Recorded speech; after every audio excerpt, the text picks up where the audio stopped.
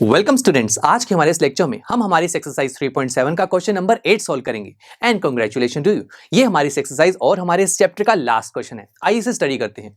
ABCD is the cyclic quadrilateral, find the angle of the cyclic quadrilateral. तो दोस्तों हमारे इस क्वेश्चन में ये फिगर हमें गिवन है। हमें कहा गया है कि ABCD एक साइक्लिक क्वाड्रिलेटरल है और हमें इस क्वाड्रिलेटरल के चारों एंगल्स फाइंड आउट करने हैं। अब सबसे पहले तो हमें पता होना चाहिए कि यार ये साइक्लिक क्वाड्रिलेटरल क्या है। स्टूडेंट्स, क्वाड्रिलेटरल क्या होता है? एक ऐसा फिगर जिसकी चार साइड्स हैं। ठीक है, ABCD एक ऐसा फिगर है जिसकी चारों साइड्स हैं। अब साइक्लिक का मतलब ये दोस्तों कि अगर इस क्वाड्रिलेटरल के ये जो चारों कॉर्नर्स हैं सर्कल को टच करते हैं तो हम ऐसे क्वाड्रिलेटरल को साइक्लिक क्वाड्रिलेटरल बोलते हैं। और यहां पर यही तो हो रहा है। ABCD एक क्वाड्रिलेटरल है और इसके चारों कॉर्नर्स जो हैं ABCD ये चारों सर्कल को टच कर रहे हैं। इट मींस ये क्वाड्रिलेटरल एक साइक्लिक क्वाड्रिलेटरल है। और अब मुझे इसके क्वाड्रिलेटरल के चारों एंगल्स फाइंड आउट करने हैं। कैसे फाइंड आउट करेंगे? जरा आप देख रहे हैं कि हमें ABCD ये जो एंगल्स हैं इसके बारे में कुछ इंफॉर्मेशन तो है, बट यहां पर इन एंगल्स में x और y प्रेजेंट है। अगर मुझे x और y की वैल्यू किसी तरीके से मिल जाए तो मैं चारों एंगल्स फाइंड आउट कर सकता हूं, राइट? अब ये x और y की वैल्यू निकाली कैसे जाए? तो देखिए, ये क्वाड्रिलेटरल एक साइक्लिक है और हमने 9th क्लास में साइक्लिक क्वाड्रिलेटर से रिलेटेड एक इंटरेस्टिंग प्रॉपर्टी स्टडी की थी कि एक साइक्लिक क्वाड्रिलेटर में जो अपोजिट एंगल्स होते हैं उनका सम 180 डिग्री होता है। तो बस इसी प्रॉपर्टी का एक बार यूज करके देखते हैं। जैसे कि अगर मैं सबसे पहले ए और सी एंगल की बात करूं, ये अपोजिट एंगल्स हैं, इन दोनों का सम होगा 180 डिग्री। आइए शुरू करते हैं। तो angle A plus angle C is equal to 180 degree. Angle A की वैल्यू है 4y प्लस 20 और एंगल सी की वैल्यू है -4x।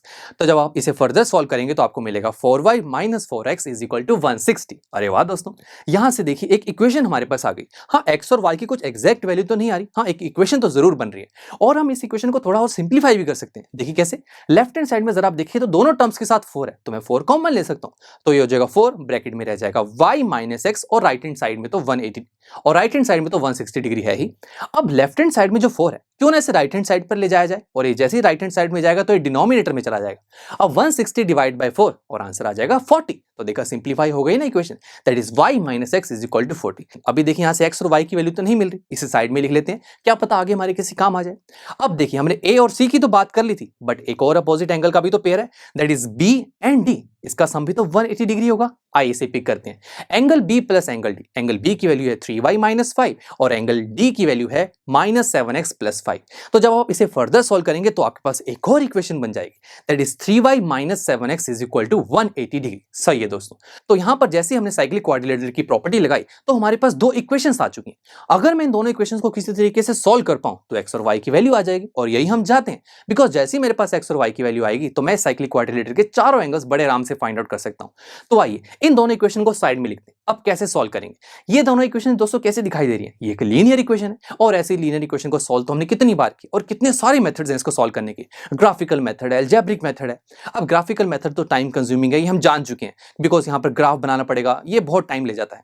अब अलजेब्रिक मेथड की बात करें तो इसके भी 3 टाइप्स होते हैं, substitution, elimination and cross multiplication method. और अब हम इन तीनों में से एक ऐसा मेथड सिलेक्ट करेंगे जो जल्दी से ऐसी पेयर ऑफ इक्वेशन को सॉल्व कर सके, यानी कि हम एक ऐसा मेथड चूज करना है जो फास्ट हो। सबसे पहले देखते हैं सब्स्टिट्यूशन मेथड, एक ऐसा मेथड जिसमें हम कोई भी इक्वेशन से किसी एक वेरिएबल की वैल्यू को निकालते हैं और उसे दूसरी इक्वेशन में सब्स्टिट्यूट कर देते हैं। अब यहां पर देखिए, मैं फर्स्ट इक्वेशन से लेट से y वेरिएबल की वैल्यू निकालूंगा, फिर उसे सेकंड इक्वेशन में सब्स्टिट्यूट करना पड़ेगा, फिर नेक्स्ट उसे सॉल्व भी करना है आगे, तो थोड़ा टाइम कंज्यूमिंग तो है, चलिए इसे रहने देते हैं। एलिमिनेशन मेथड की बात करते हैं। ये एक ऐसा मेथड है जिसमें हम हमारे गिवन पेयर ऑफ इक्वेशन से किसी एक वेरिएबल को एलिमिनेट कर देते हैं, और जिस वेरिएबल को हम एलिमिनेट करना चाहते हैं उसकी टर्म को हम दोनों इक्वेशन में सेम बनाते हैं। आइए देखते हैं क्या ये मेथड फास्ट है या नहीं। अगर मैं फर्स्ट और सेकंड इक्वेशंस में लेट से y को एलिमिनेट करना चाहता हूं, आप x को भी कर सकते हैं, मैं अभी y के लिए कर रहा हूं, तो आप देखेंगे कि फर्स्ट इक्वेशन में y वेरिएबल वाली टर्म सिर्फ y है, और सेकंड इक्वेशन में है 3y, यानी कि दोनों टर्म्स सेम नहीं है, मुझे सेम बनाना पड़ेगा।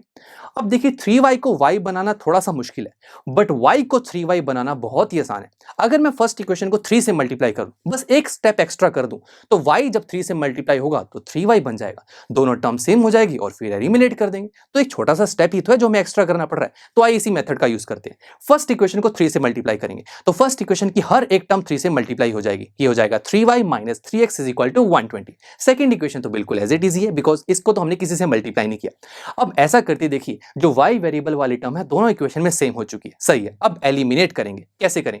अगर मैं दोनों इक्वेशन को ऐड करूं, ऐड करते देखिए 3y और 3y बन जाएंगे 6y। नहीं दोस्तों, ये तो कैंसिल आउट नहीं हो रहे। फिर सब्ट्रैक्ट करके देख लेते हैं। सब्ट्रैक्शन से सेकंड इक्वेशन के सामने एक नेगेटिव साइन आएगा, जो नेगेटिव साइन इस इक्वेशन के अंदर आने वाली हर एक टर्म के साइन चेंज कर देगा। अब आइए सब्ट्रैक्शन करते हैं। 3y minus 3y cancel out, और यही हम चाहते थे, आंसर इज 0। उसके बाद माइनस 3x प्लस 7x जो कि हो जाएगा 4x, और राइट हैंड साइड में हो जाएगा 120 माइनस 180 दैट इज माइनस 60। अब हमें x की वैल्यू चाहिए तो ये हो जाएगा minus 60 divide by 4 that is minus 15।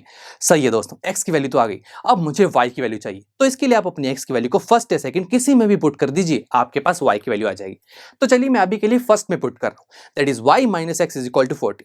अब जैसे ही मैंने यहां पर x की वैल्यू को माइनस 15 पुट किया तो y की वैल्यू आ रही है 25। सही है दोस्तों, मेरे पास x और y की वैल्यू आ गई। और आप देख रहे हैं अपने इस फिगर में, अगर मुझे x और y की वैल्यू मिल जाए तो मैं इन चारों एंगल्स को फाइंड आउट कर सकता हूं, और ये हमने फाइंड आउट कर लिए। तो आइए शुरू करते हैं, चारों एंगल्स फाइंड आउट करेंगे। सबसे पहले angle A that is 4y plus 20, y की वैल्यू 25। जैसे मैंने y की वैल्यू को 25 पुट किया, इसे सॉल्व किया, तो एंगल A की वैल्यू आ रही है 120 डिग्री। सही है दोस्तों। ऐसी similarly angle B, angle C, angle D, आप इन सभी की वैल्यूज को फाइंड आउट कर सकते हैं। x और y की वैल्यू आ चुकी है, आप बस वैल्यूज को पुट कीजिए और आंसर आता जाएगा आपके पास। तो कितना सिंपल सा क्वेश्चन था, हमने साइक्लिक क्वाड्रिलेटरल के चारों एंगल्स को फाइंड आउट कर लिया। चलिए दोस्तों, यहां पर हमारे चैप्टर खत्म होता है, बट रुकिए, पीयूष टेक आपको रिवीजन लेक्चर भी प्रोवाइड करता है। यस माय फ्रेंड्स, अब नेक्स्ट लेक्चर में हम हमारे चैप्टर 3 को शॉर्ट में रिवाइज करेंगे, ताकि आपका इस चैप्टर से रिलेटेड कोई डाउट ना रहे। So see you there.